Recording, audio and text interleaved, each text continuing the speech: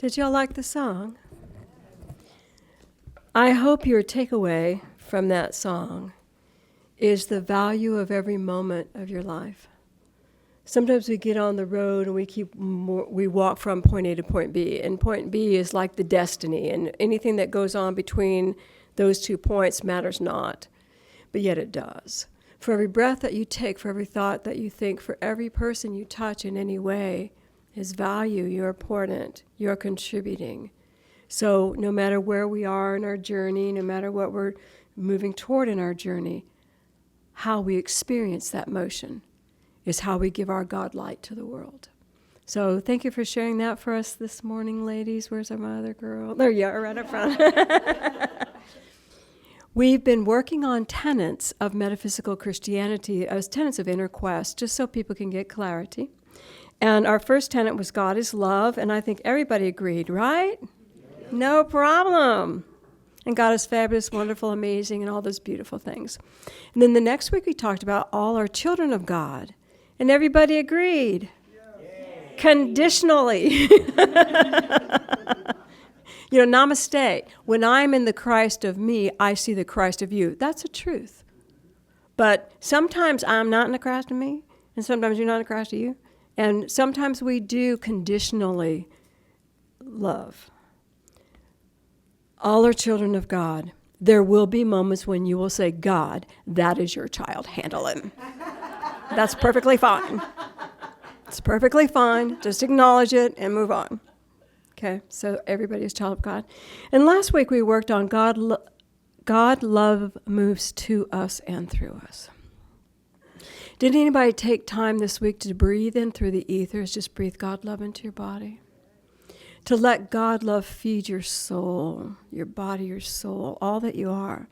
Just pausing for a moment. You don't have to go into a deep meditation. Just pausing and breathing in the love of God. Let it feed you, fill you, move through you. And then thinking about, did anybody also think about, as I move through the world, I'm also sharing God love. The things I do, the things I touch, the things I say. These are tenets of metaphysical Christianity. And some of them are kind of big to fully embody, but when we're on the journey of it, the awareness comes, and when awareness comes, we truly begin to live brighter, lighter, more connected with our divinity, And if anybody's new to us today or new to us out there, we do believe that every person who is alive has that spark of divinity in them. It's in their heart. Don't care what your faith is. And we call that the Christ consciousness. That's metaphysics. The Christ consciousness is in everybody. That's just our word for it. But that's your divinity. And so when we are calling forth your Christ, we're calling forth your divinity. Worship however you choose to worship. That's your choice. But this is our choice, to try to embody these tenets. Okay, we're ready. We're moving into today.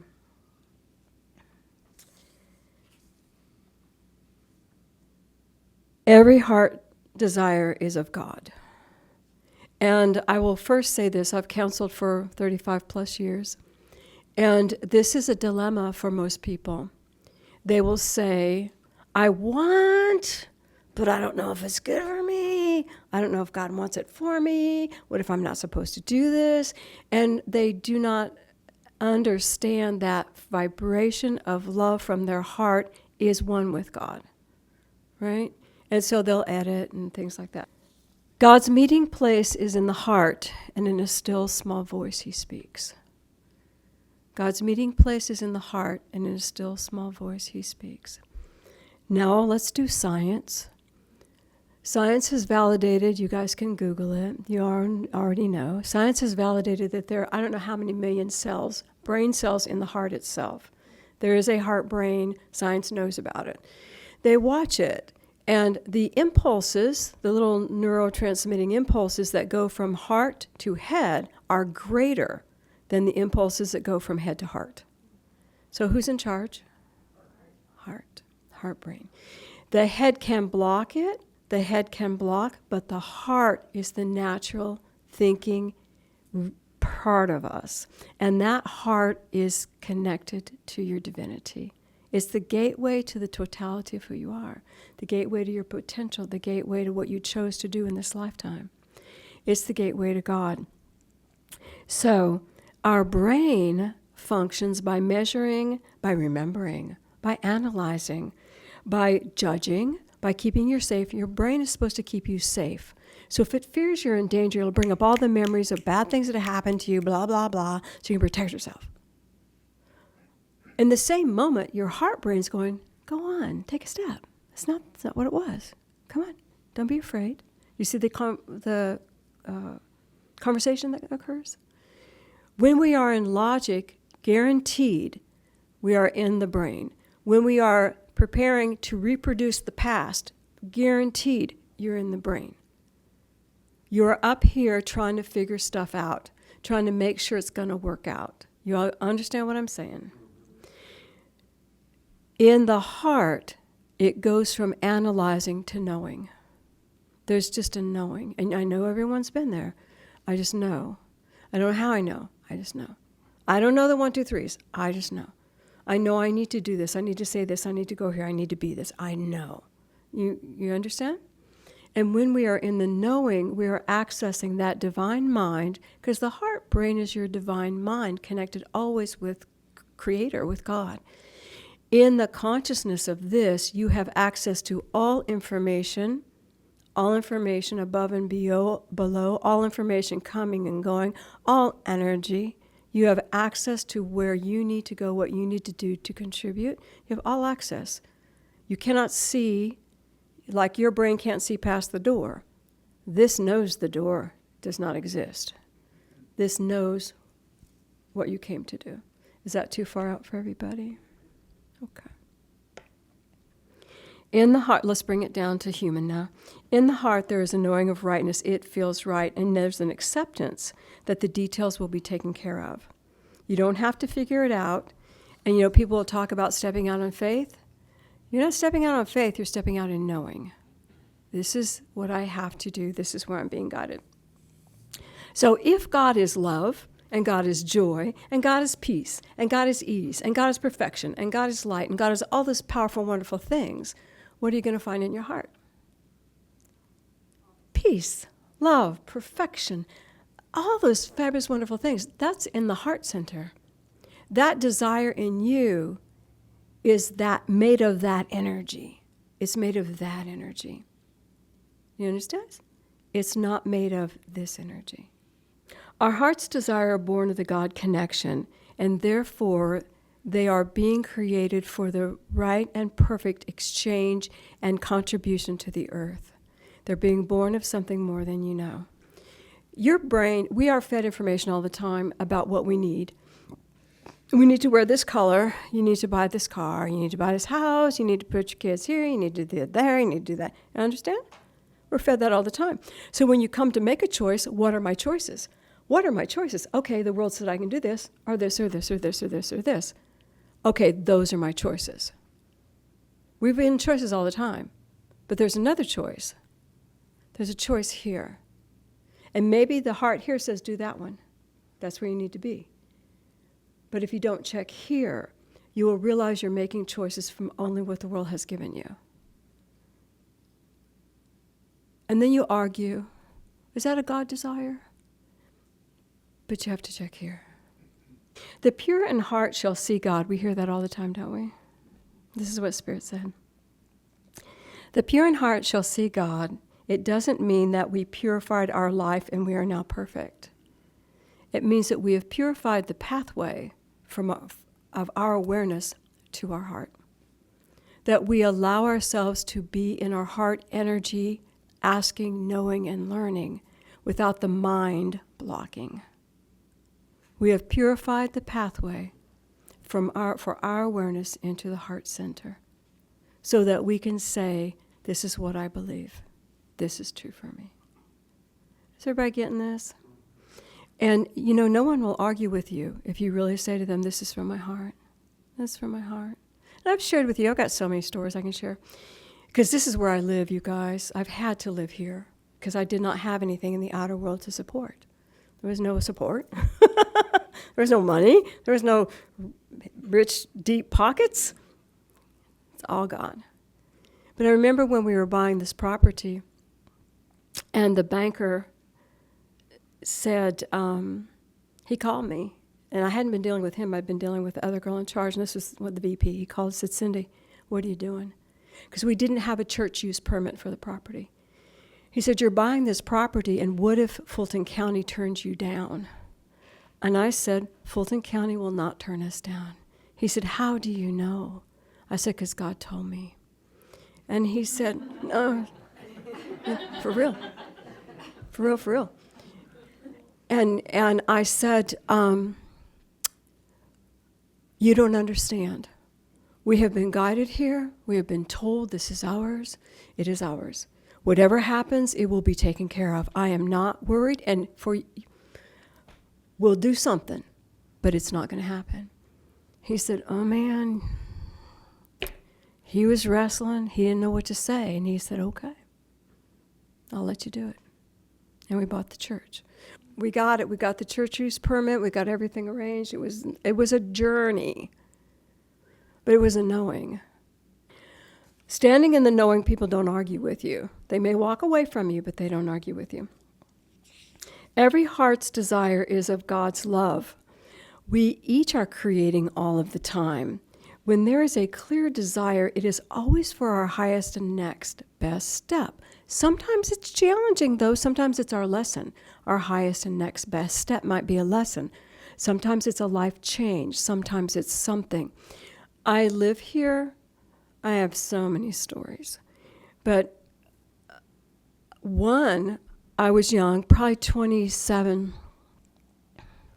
I never babysat. I was a business girl. I worked all the time. I was in corporate. I traveled all the time. I was in corporate. Accounting and managing and blah, blah, blah. And I never changed a baby in my life. I never babysat kids. Kids and I like, hey, you're so cute. Pat, pat, gotta go. You know, I had nephews and I patted them and we were gone. 27, I was dating this guy. I want a baby. I have to have a baby. I need a baby. And I told him, I said, look, I want the white picket fence. I want to buy a house and I want a baby. And he said, I am not your man. And I said, okay. And I left. And a year later, he came knocking at my door. Baby, a house. Okay, we'll get married. A year later, I said, okay. We got married, had my baby. And I was a good dang mom, having no experience with babies at all. But I wanted him more than anything in the world. And when he was born, it was like my life exploded. He was my expansion. He was my next step. I needed him in my world. And when Mike and I got a divorce when he was 2, the deal was done and Mike was moving on. Mike said to me, I will not take. He said, I know David is yours, so I'm not going to give you a hard time with him. Do you know what I'm saying? I know he's yours. You wanted him, you brought him down. I know he's yours. I'm still his dad, right? But I'm not going to fight you for him. And that was the greatest blessing I could have. But do you hear? I had no desire to be a mom. I was a working girl. I had no desire until it was time. And then this overwhelming heart thing came up within me. Do you understand? Sometimes we walk like that. We walk content with where we are, and then all of a sudden this life-changing movement comes within us. It's like, okay, I'm changing now. I need to go over here, right? So that was a big one. That was a huge thing. Can you guys relate? And I've had many of those when I had to quit my job, blah, blah, blah, blah. You've heard a lot of the stories. But I wanted to share a small one, too. Recently, this is Shay, hold on. Recently, when I was a little girl, my mom would cook, no, she wouldn't cook, she'd buy pot pies. You know the little pot pies? Because you could feed a family for $1. Family of 5 for $1, because they were less than like 25 cents a piece. So, and by the time David came, I was eating better, and I wasn't going to feed him stuff like that. So, because it was processed. We were on a budget. We were squeaky, but we didn't eat them. And so it's been like 40 years or more since I've eaten one. And now I'm gluten intolerant and don't eat meat. Recently, I had this desire. I want to eat a pot pie. And I told Patrick, I'm going to eat a pot pie. So I bought the gluten-free pie crust. We ended up with a gluten-free soup. And we got some frozen veggies. And of course, the ingredients stayed in my house for a month because I don't have time to do all this stuff, and this is not my thing. But we finally got around to it, put the pie together, cooked it, and it was just going to be so amazing. I was so excited it was going to be so amazing. It was not. It tasted neutral.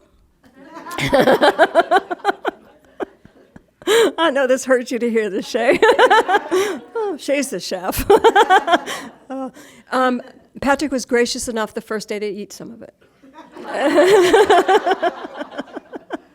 And I kept eating it going, why did I want this so badly? Because it's obviously not what I remembered. But it was a heart's desire. It really was a little small heart's desire. And I came to understand, and I threw it out. I didn't. It's what I do when I cook. Take a bite and chunk it. It happens. But I decided that I needed to be comforted. We had been a long road, And that was something I had not had in my life since I was a child. And I was trying to bring a little bit of my childhood back for a moment of comfort. And realizing that was like, oh, well, you did it, girl. You're comforted now. Move on. But it's just a tiny little thing. That was a tiny little thing. We get those tiny little things all the time. And if I had not done it, what would I have felt? Like I don't matter? Like the little girl in me doesn't matter? Like, I don't know. But I would not have been complete. Tiny little desires of your heart is bringing you something. It's bringing you something. And sometimes these desires you don't really understand. I had another thing that happened to me in probably October.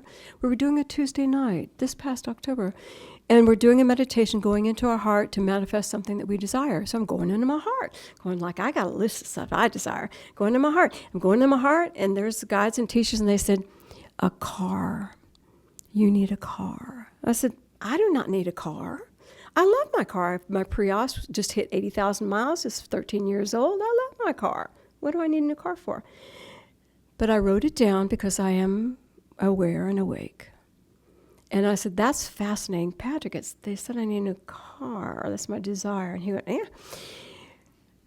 Meditation over the next couple of weeks, it would drop in out of nowhere. You need a car. You need a new car. So November 30, I went to the dealership. I bought a car. It was so easy. 3%, nothing down. They loved me because I have excellent credit. Hugs, they were all around. Easy.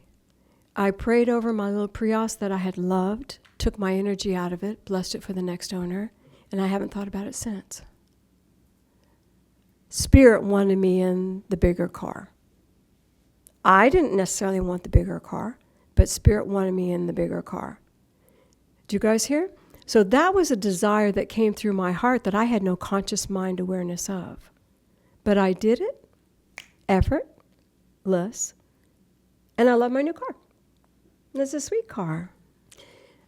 Desires of the heart can be so huge and life-changing, or they can be small, little things that help your soul continue its journey. But every time you feel that from your heart, this is the universe saying, we A, have it, and we B, have the path ready for it. We've got it. The path is ready. The guys were waiting at the Toyota dealership for me to show up and help me get the car. Do you hear? Everything was lining up. People come to me all the time and say, Cindy, when are we going to do another field trip? Because we did field trips to, Malta, Peru, blah, blah. And I say, when God tells me so. Because I know what it would be like to take a group of you to a foreign country without God having prepared the way. I'm not doing that. But when God says go, we'll go. When I know the path has been prepared, we'll go. And then I will not doubt for a moment that everything is taken care of. Walking in the blessings of Spirit. From small to big to daily. From small to big. Small blessings, small desires of the heart, big desires of the heart, to daily desires of the heart. Sometimes you can identify the ones that come through so strong where it's like I have no choice. Anybody hit a wall? I have no choice. I have to fulfill this desire. I don't have a choice. I don't care if I lose everything in the world. I have to. Those are the ones where the universe is just pushing you forward. And then there are the other ones that are going to change your reality. And then there are the little ones. Desires of the heart, small, big, daily, are spiritual energy moving through your soul. And they are always designed to bless who? You. They're designed to bless you. All right. Angels are always waiting to provide all that you need. This is called Love Without End. It's written by Glenda Green. It's a fabulous, fabulous book. It's published in a bazillion languages, but it goes in and out of print in the United States. But I wanted to share this with you. This is Jesus talking. She had a conversation with Jesus for the period of a year while she painted him. Jesus said, "You are indispensable to the continuing expansion of infinity." Let me say that again. You are indispensable to the continuing expansion of infinity. You are the extra dimension. The heart is your gateway to performing in this extra dimension. It's the beginning of your higher intelligence. It's the beginning of the connecting with Divine Mind. How important then is every breath that you take? How important are the thoughts that you have? How important are the way you greet people? How you hold the light? How you share? You are indispensable. Indispensable. Desires, every desire of your heart is a God desire because it's coming from that space where you and God are one. You can argue all day long, but it will not change. And when you follow it, how many have followed it, truly followed it, and their life is so much better than it was before? When you do that, when you jump, you are jumping up. You are jumping into a higher level. All right, let's go within. Take this in. Put your feet on the floor. Take a breath. Father, Mother God, we ask that your infinite love just fill everyone in this room. And I ask that a beautiful calm of light come over each one. And allow yourself to feel that light around you.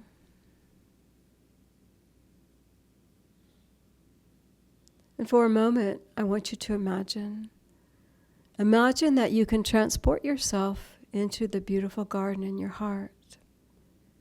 That space where you are perfect, everything is beautiful and amazing.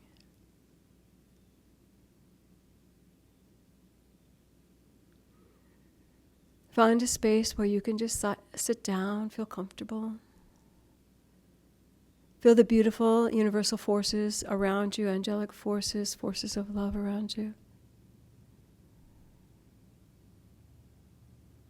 And if you can, yield to your next blessing.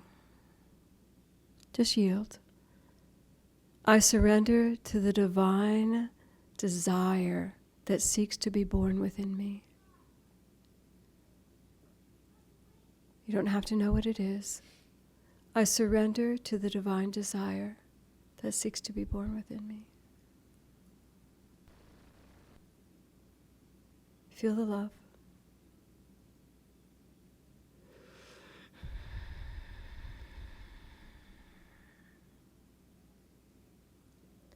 Become aware how valued you are, how important your life journey is, the gifts you bring to humanity, to the earth.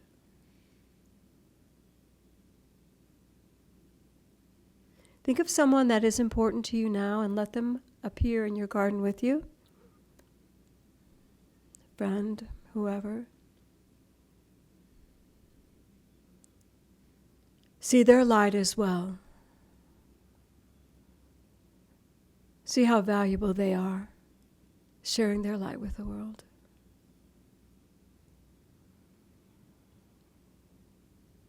And become aware of the increase of the presence as the two of you share a moment.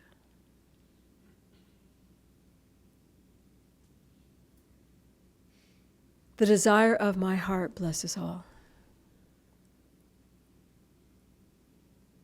Now let your friend go. Feel this beautiful space of your divinity. I say yes to the desire of my heart, even though I don't know what it is. And I'm so grateful. And just gently bring your awareness back into this moment, back into the chair that holds you, your feet on the floor. God's love fills you now. Take a breath. When you're ready, you can gently open your eyes.